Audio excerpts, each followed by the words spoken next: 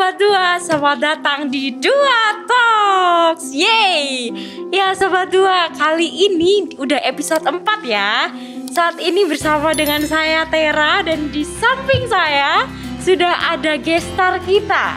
Siapa ya kira-kira? Silahkan memperkenalkan diri Bapak. Halo, nama saya Anang Sabtoto. Saya biasa dipanggil Anang. Ya, terima kasih Pak Anang sudah meluangkan waktunya ya untuk berbincang-bincang bersama dengan kita di Dua Talks. Nah, Pak Anang saat ini di era pandemi seperti ini kegiatannya apa sih Pak? Saya sehari-hari sebagai graphic design dan seniman ya, seni rupa. Wow, berarti udah banyak karya ya Pak? Saya kebetulan berprofesi sebagai graphic design dan seniman sudah 21 tahun ini. Wow, luar biasa ya Pak, sudah lama, sama seperti umur saya ya Pak. Oh iya? Sudah lama ternyata. Ya teman-teman, pada saat ini kita akan berbicara mengenai komunitas. Atau saat ini kita akan membahas tentang Wheel of Well-being. Atau bisa disingkat dengan WOW itu. Dan saat ini kita akan berbincang-bincang seputar komunitas ya Pak. Kalau saat ini kan kita hidup di dunia ini sebagai manusia, makhluk sosial, kan tentu kita membutuhkan sesama kita. Nah, kira-kira kita ini di dalam komunitas ini nih, apa saja sih Pak dampak yang kita bisa berikan di komunitas? Karena kan dalam komunitas itu ada kehidupan yang saling ya. Saya sebagai anggota komunitas, saya bisa berdampak pada komunitas, dan komunitas juga bisa memberi dampak pada saya. Nah, kira-kira apa aja nih dampak yang bisa kita lakukan untuk komunitas kita? Kalau melihat tentang komunitas sendiri ya, entah itu disebut komunitas, entah itu disebut kolektif, entah itu disebut apa gitu. Yang jelas sejak tahun 2000 itu, saya sampai saat ini sebenarnya saya berkegiatan dengan kolektif komunitas gitu. Mulai dari yang komunitas lingkungan hidup, komunitas seni, atau komunitas yang sifatnya kayak perekaman video dan yang lain gitu. Yang jelas kalau bagi saya, kenapa kita perlu berkomunitas atau berkolektif atau berserikat gitu. Sebab sebenarnya apa yang masing-masing individu itu kan mempunyai kapasitas yang berbeda-beda. Iya, betul. Ada yang struggle sendiri bisa, ada yang memang butuh berkolektif gitu. Sehingga apa yang diperjuangkan dan apa yang dikejar itu bisa dikerjakan bersama secara berkelompok, bekerja sama, berkolaborasi gitu. Nah, sebenarnya kan itu satu istilahnya terrelasi dengan undang-undang yang sudah ada gitu. Pasal 28 tentang hak asasi untuk berserikat gitu. Kita sebagai warga negara itu mempunyai payung hukum ketika kita melakukan itu bersama, menentukan nasib kita, menentukan arah apa yang kita kerjakan bersama gitu. Kira-kira itu, sehingga itu menjadi satu metode atau strategi ketika kita ingin mengangkat atau memperjuangkan suatu konteks tertentu dalam kelompok masyarakat gitu. Oke, baik. Berarti itu salah satu dampak kita untuk bisa berkomunitas gitu ya, Mas. Ini menurut saya yang saya katakan tadi baru sebatas nilainya ya. Gagasannya ya, bukan topik tertentu gitu. Ya. Lalu Pak Anang, kemudian apa sih yang sebenarnya komunitas bisa berikan ke kita tuh, dampaknya apa sih buat kita gitu Pak? Ya sebenarnya secara individu kita akan merasakan dampaknya ketika kita mengerjakannya juga bersama mereka gitu. Artinya misalnya saya berkolektif fotografi, saya suka motret, saya senang bikin karya foto, atau saya juga melakukan produksi video gitu. Saya merasa kalau saya mengerjakannya sendiri barangkali bisa. Cuman ketika ini berkelompok, jejaringnya jadi lebih luas. Di dunia ini mungkin hanya di Amerika yang belum pernah saya datangi untuk pameran gitu. Itu karena kolektif saya gitu. Ya. Saya bisa wira-wiri pameran di Jerman, di Berlin, di Korea, di Singapura dan yang lain gitu. Itu karena kolektif saya gitu. Nah, kolektif ini sebenarnya kan punya jejaring kolektif yang lain di baik di Asia maupun di Eropa gitu. Ya. Nah, artinya kolektif ini tidak hanya kerja-kerja praktek kelompok, tapi juga dia itu sebenarnya mempunyai mental kolektif dalam konteks sosialnya gitu. Artinya kalau kamu percaya dengan kolektif ya kamu seharusnya berkolektif juga gitu. Kayak gitu. Nah, yang akan kita terasa dampaknya adalah apa yang kita perjuangkan bersama dalam kolektif itu gitu. Ya, jadi dengan kita berkomunitas berarti akan menjadi lebih terpacu, akan menjadi lebih kuat ya, Pak. Nah, kemudian kan kalau kita berkomunitas, berkolektif begitu, kita kan ada hal-hal yang ada yang baik, ada yang buruk, dan kadang kita sebagai anggota tidak dapat memilah mana yang baik, mana yang buruk untuk kita. Nah, kira-kira bagaimana sih Pak caranya kita mengetahui perbedaan-perbedaan, bagaimana yang harus saya serap, mana yang harus saya buang gitu Pak? Dalam berkolektif? Ya. Yang penting itu sesuai porsinya aja. Kalau menurut saya ketika kita melibatkan diri dalam kelompok, komunitas itu sebenarnya kita sedang berhadapan dengan banyak perspektif. Katakanlah dalam ruang ini ada 15 orang, itu pandangannya berbeda-beda. Iya. Yang saya omongkan itu belum tentu diamini Mas yang duduk di pojok sana gitu. Iya kan? Iya, betul. Nah, artinya ketika kita bekerja bersama dalam satu kelompok, ya kita harus siap menerima perbedaan itu. Tetapi kemudian apa yang menjadi istilahnya apa? Visi misinya, dasarnya gitu, landasan dasarnya kenapa kita harus berserikat, kenapa kita harus berkumpul itu, paling enggak itu klik dulu. Ya. Meskipun dalam proses pengolahan gagasannya kadang berbeda pendapat, itu enggak masalah. Cuman kalau dalam hal visi misi udah berbeda, ya sebaiknya kita pertanyakan kembali kenapa kita harus berkolektif gitu. Ya, betul. Kayak gitu. Berarti harus ya kurang lebih visi misi kita 11-12 lah gitu ya Pak. Paling enggak kayak orang mau jadian gitu loh. Ya kan? Prinsipnya tuh oke dulu. Iya. Nanti perbedaan selera makan urusan belakangan gitu. Iya. Yang penting kok ada gesekan-gesekan kita musyawarahkan begitu ya Pak. Diskusikan. Iya. Nah, Sobat Dua, saya juga ingin mengingatkan kalau Dua Talks ini dapat kita dengarkan di Radio Petra 105.7 FM yang akan tayang pada hari Jumat pukul 13.10.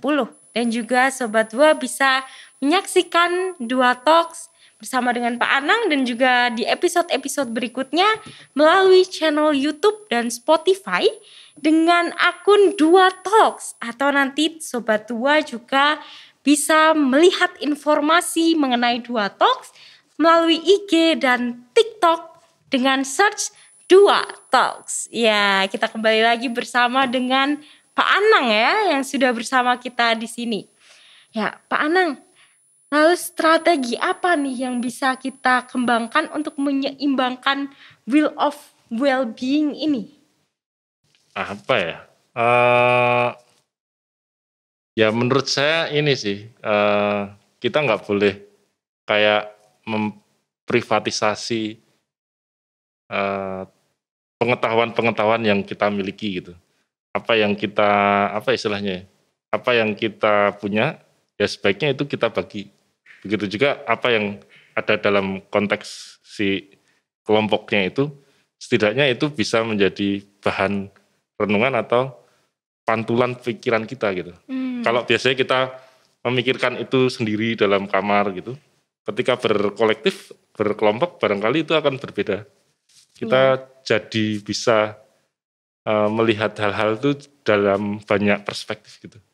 Karena keputusan kelompok atau serikat atau kolektif itu kan biasanya dia sudah dikonsolidasikan bersama gitu. Cara mencari titik keseimbangannya ya sebenarnya dengan membuka diri itu. Oh iya. Biasanya orang yang nggak bisa membuka diri dia cenderung akan tidak mengikuti kolektif. Dia akan bekerja sebagai individu gitu. Iya. Dan mungkin akan lebih sempit ya Pak wawasannya. Karena bisa juga ya, bisa juga enggak. Karena menurut saya kalau dalam konteks saat ini itu tuh bagi saya itu metode aja. Kamu nyamannya dengan metode seperti apa? ya, Kalau kamu senangnya GoFood ya GoFood aja. Kalau kamu pengen masak ya masak aja. ya betul. Itu nggak ada yang salah kan? Ya betul betul. Kayak gitu. Lalu berbicara mengenai strategi dan hal-hal mengenai will of well-being dalam kita berkolektif, itu kan kita melihat konteks seperti saat ini era pandemi kan kita juga susah nih Pak untuk bisa berelasi dengan sesama kita. Nah untuk itu bagaimana sih Pak caranya kita mengembangkan komunitas di era pandemi yang serba terbatas ini Pak? Saya mungkin akan lebih banyak memberikan contoh apa yang saya lakukan ya Mbak. Karena saya merasa tahun 2020 di awal pandemi tepatnya bulan-bulan Mei gitu, Februari Mei gitu. Itu saya menginisiasi satu proyek seni dan pertanian. Namanya Panen Apa Hari Ini. Ya. Nah, itu saya bekerja sama dengan kelompok-kelompok tani baik di kabupaten maupun di kota gitu. Misalnya kayak di kota sendiri kan jumlah kelompok tani itu ada sekitar 200 sampai 300 kelompok.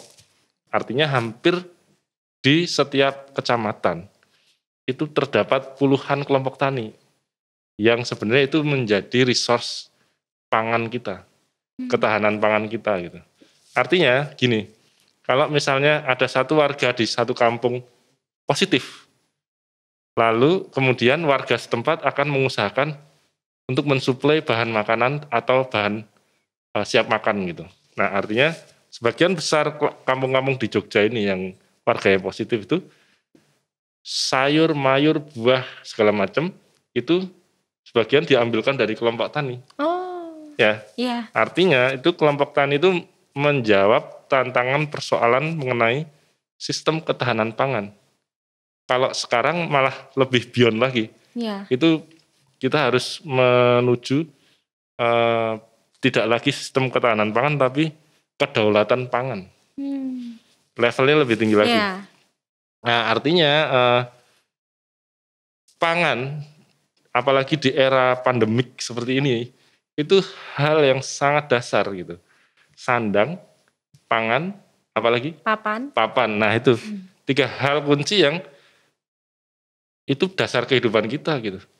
Kalau di Panen Apa Hari Ini kan konsepnya selain mendistribusikan hasil panen, kami juga mendistribusikan informasi seputar aktivitas pertanian. Artinya melalui Panen Apa Hari Ini itu mungkin pandemik ini menjadi berkah ya. Kita jadi banyak belajar memikirkan baik diri kita maupun orang lain gitu. Kita akan jadi tahu terong yang biasa kamu makan itu terongnya dari mana. Iya, betul Pak. Selama ini kamu membeli cabai rawit di pasar gitu, kamu tidak akan tahu cabai itu siapa yang nanam. Iya kan? Betul. Nah di Panen Apa Hari Ini itu semua dibuka, terkoneksi, menghubung-hubungkan sesuatu yang nggak terhubung, menyambung-nyambungkan sesuatu yang nggak nyambung. Nah itu prinsip berkomunitas seperti itu, kayak gitu. Jadi kita bisa tahu meskipun kita serba terbatas kan kita juga punya gadget, internet, kita bisa tahu semuanya. Betul. Gitu, Pak. Nanti jangan lupa cek IG atau websitenya Panen Apa Hari Ini itu. Channelnya apa Pak? Nama akunnya Pak? Kalau di IG ya Panen Apa Hari Ini. Panen Apa Hari Ini. Kalau di website nanti akan di launching bulan Oktober tuh parikolektif.com. Oke. Teman-teman mungkin bisa dilihat, diklik link di bawah ini ya. Artinya kalau tadi ditanyakan